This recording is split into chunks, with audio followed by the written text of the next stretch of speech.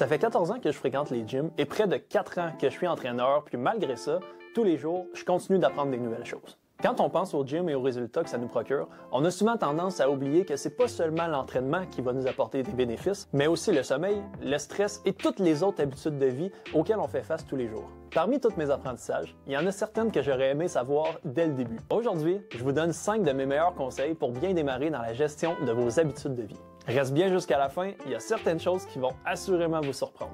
En numéro 5, je vais vous parler du nombre de fois que vous devriez vous entraîner par semaine. Pour vous faire un topo rapide, vous devez savoir qu'après un entraînement adéquat, le muscle va prendre de 48 à 72 heures pour se régénérer complètement. Par entraînement adéquat, je parle d'un nombre d'exercices qui est suffisant pour chaque groupe musculaire, où ce qu'on va aller à l'échec sur la dernière série, et bien évidemment, où ce qui va avoir un tempo et des objectifs associés. Bien évidemment, ça varie d'une personne à l'autre et des objectifs de chacun en fonction de leur habitude de vie, mais il y a quand même énormément de critères à prendre en compte. On pense souvent au début que plus qu'on en fait, mieux c'est, mais en réalité, on va prendre l'expression « trop, c'est comme pas assez ». Le fait d'entraîner un groupe musculaire trop de fois dans la semaine va mener à son épuisement. Si un muscle est épuisé, malheureusement, à chacune de ses séances, il ne pourra pas bien performer. Une mauvaise récupération va mener, sur du long terme, à une diminution de l'efficacité du système immunitaire et du système nerveux. Donc, s'entraîner tous les jours, 7 jours sur 7, oubliez ça. Si vous êtes débutant, vous devriez penser à un 3 voire 4 fois par semaine pour avoir un programme qui est idéal. Puis les gens qui sont un peu plus expérimentés peuvent aller à un 5 fois, même des fois 6, mais pas maintenable sur l'année parce que le corps a besoin de récupérer. Essayez pas de trop en faire, focussez plus sur la qualité de l'entraînement que sur sa fréquence. Avec un 3 à 4 fois par semaine, ça va être amplement suffisant pour avoir 100% des résultats que vous voulez aller chercher. En quatrième point, on parle de la quantité de protéines à consommer chaque jour. C'est un sujet qui, d'une personne à l'autre, est énormément différent. Puis il y a encore constamment des études à ce sujet-là. Il y a des études qui datent, il y a des études plus récentes. Mais ce qu'on entend qui revient le plus souvent des coachs et des références, c'est « Ah,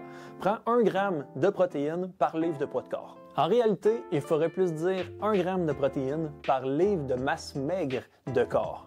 La masse maigre, qu'est-ce que c'est? C'est tout le poids du muscle si on enlève la graisse qui est sous-cutanée, donc la graisse qui est entre la peau et le muscle. Dans la masse maigre, on va compter les muscles, les organes, les os et bien évidemment la graisse viscérale, donc celle qui est entre les organes. En moyenne, pour les femmes, on parle d'à peu près 120 à 130 livres de masse maigre, puis pour les hommes, on parle plus d'un 150 à 160 livres. Ce 120 ou 150 grammes, c'est un minimum. Idéalement, ce qu'on veut faire après avoir obtenu notre masse maigre, c'est faire fois 1,5 qui est la quantité idéale qu'on veut atteindre. Par exemple, avec un homme de 150 livres de masse maigre, on va vouloir 225 grammes de protéines pures par jour. J'entrerai pas dans les détails de quand la prendre, mais essayez de le disperser le plus possible sur votre journée. Pour connaître votre masse maigre, on utilise des pinces à plis sous-cutanées. Donc, c'est des tests qu'on peut faire directement ici au Gym Immersion Santé pour le calculer ou vous pouvez le faire avec tout autre coach sportif. En numéro 3, on parle de la prise de suppléments. Quand on commence à s'entraîner puis on veut avoir des bons résultats, on pense tout de suite « Ah, faut que je prenne le plus de suppléments possible pour aider mon corps à produire du muscle, à avoir de l'énergie. »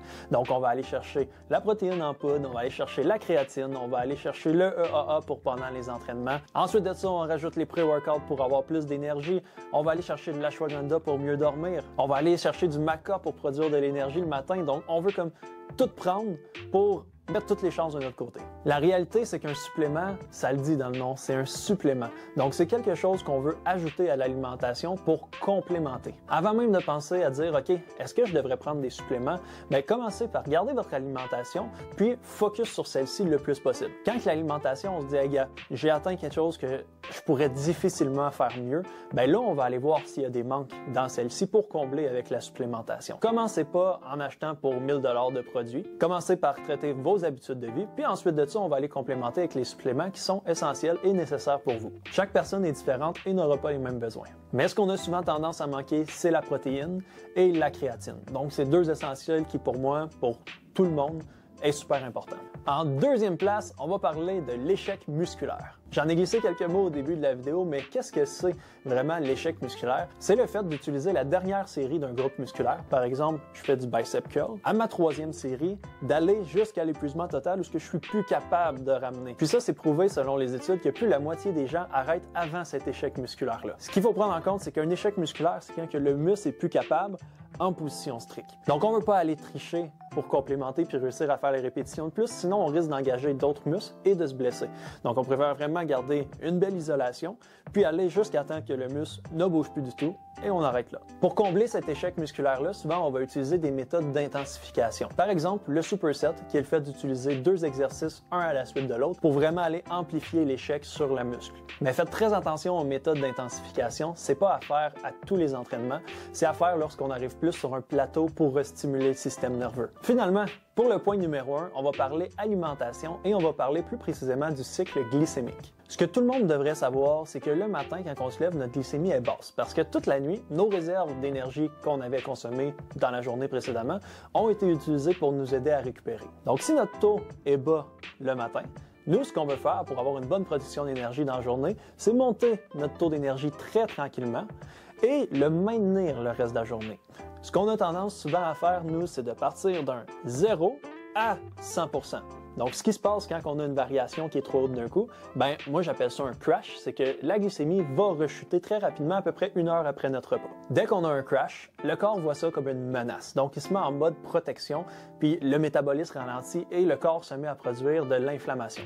Pour éviter ce fameux crash, on veut aller chercher le matin soit des lipides, parce que les graisses vont être transférées en sucre lent, et pour avoir les mêmes effets, on peut justement aller chercher les sucres lents. Pour vous aider à bien choisir les aliments, je vais mettre une liste dans la description qui s'appelle indice glycémique. La grande majorité des glucides sont compris dans cette liste-là. La colonne verte, on a les glucides qui sont lents, les jaunes, les moyens, et rouges, c'est les rapides. Donc, il faut privilégier les verts pour avoir une énergie constante, haute toute la journée. Avant de terminer, dites-moi, de votre côté, quels conseils auriez-vous aimé avoir avant de commencer à vous entraîner? Je pourrais prendre vos conseils pour en faire des prochaines vidéos. J'espère que ça vous aura aidé. Si vous voulez plus d'informations, n'hésitez pas à venir au gym Immersion Santé ou à regarder mes anciennes et mes futures vidéos. Bye bye tout le monde, à la prochaine!